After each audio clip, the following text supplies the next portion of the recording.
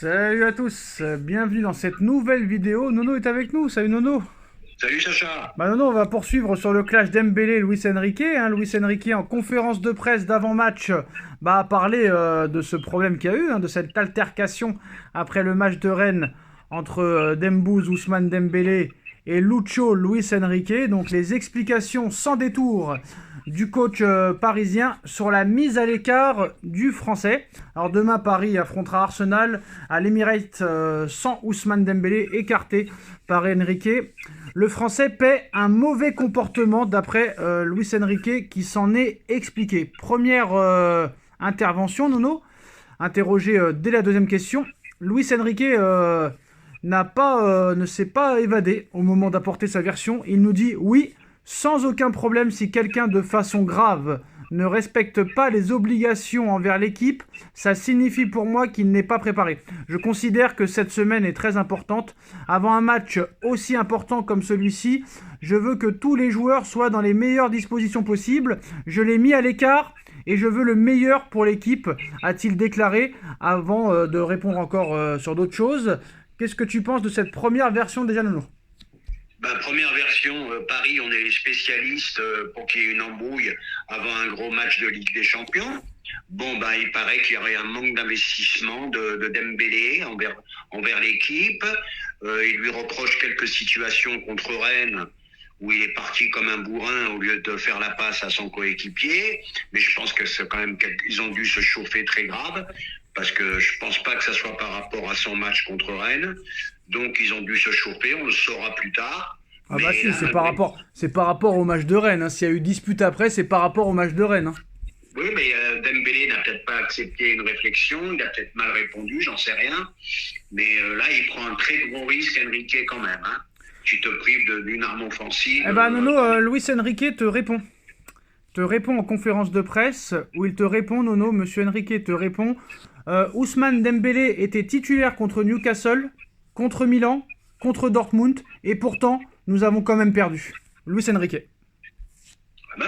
Si tu regardes les statistiques, il a raison. Il a raison. Mais demain, ça sera du tout ou rien. Soit Enrique, c'est un génie, soit Enrique va se faire dézinguer de partout par manque de puissance offensive du PSG. Ça va être tout ou rien. Alors il poursuit en disant, vous pensez que faire une équipe c'est facile, que j'ai juste à appuyer sur un bouton? Non, faire une équipe c'est en faire une parfois dans des circonstances difficiles. Hier j'ai dû prendre une décision difficile qui est la meilleure pour l'équipe sans aucun doute possible. Je le referai 100 fois, ça ne veut pas dire qu'elle est irréversible. J'ai pris la meilleure décision possible, j'ai signé dans ce club pour créer une équipe.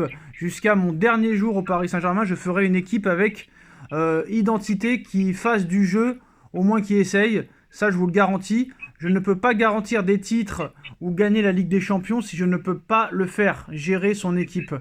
Eh bien, je rentrerai chez moi et bien sûr, je suis soutenu par le directeur sportif et le président.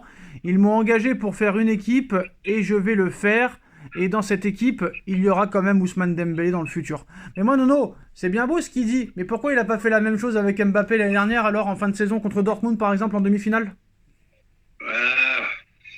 Écoute, je voulais pas revenir sur Mbappé. Pourquoi il n'a pas fait ça pour Mbappé? On le sait pourquoi. On le sait. Tant que Mbappé était au PSG, on savait qu'elle allait avoir embrouille. Après, il a pas signé, il n'a pas renouvelé avec le club. Donc il a écouté. Ouais, mais sachant qu'il s'en foutait de Paris, Dembélé, pourquoi tu continues à le mettre titulaire alors? Si tu voulais une équipe. Non, mais là, c'est un comportement qui est récent.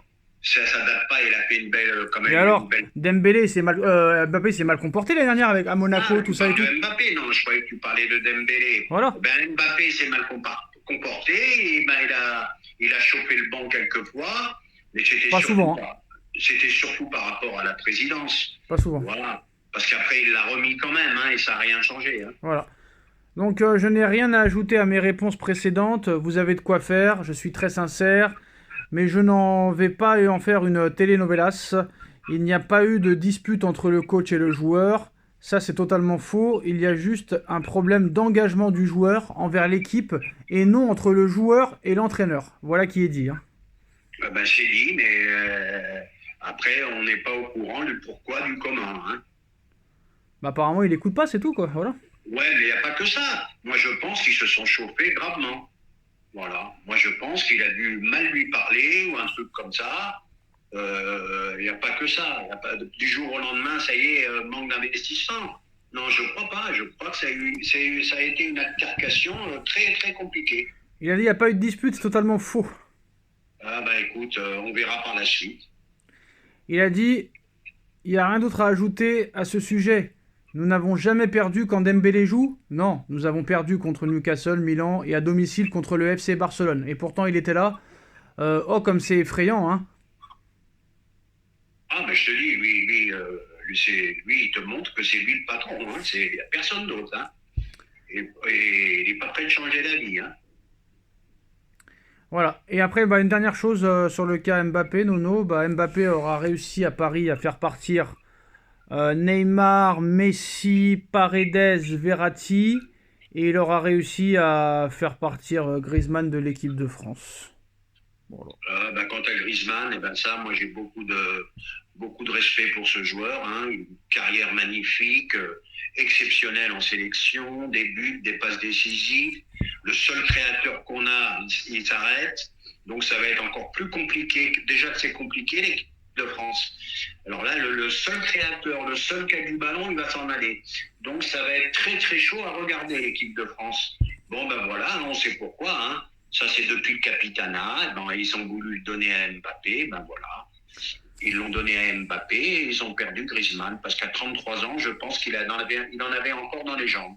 Nono, c'est pas, comment il s'appelle? Ce n'est pas Luis Enrique qui avait dit je suis prêt à payer ma place très cher pour voir Dembélé jouer? Ben oui, ben oui. Ben oui, mais c'est toujours pareil, c'est très très dur de débriefer parce que voilà, je paierai ma place pour Dembélé, 6 mois après, manque d'investissement du joueur. Donc c'est du tout ou rien et c'est compliqué.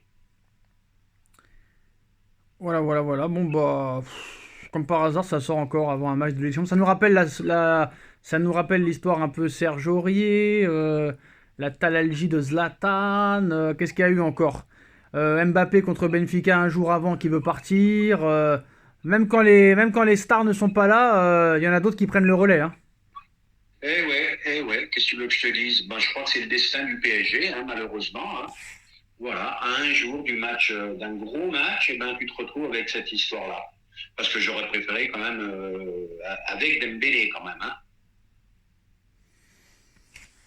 Va savoir. C'est un coup de poker, non? Ah, mais je t'ai dit, ça va être tout ou rien. Soit demain, tu vas avoir demain.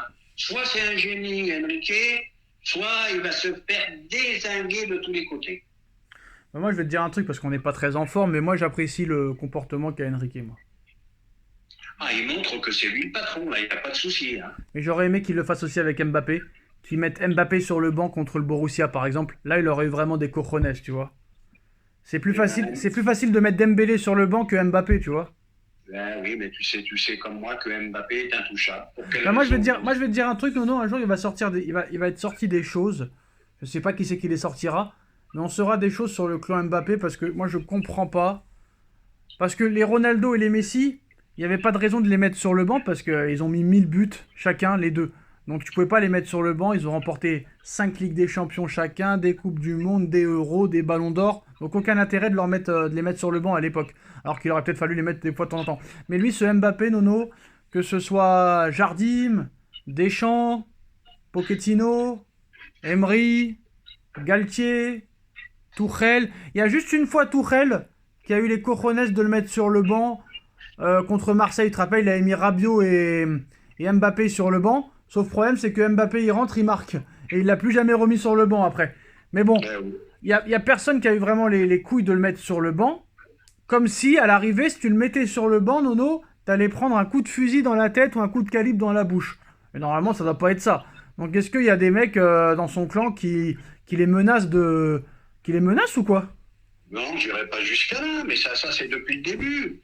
Ils avaient décidé d'en faire le meilleur joueur de tous les temps. Non, mais à la fin, tu savais qu'il allait pas renouveler à la fin. Donc t'aurais pu le mettre sur le banc. Ça ne changeait rien. Pourquoi t'as pas eu les cojones de le mettre sur le banc?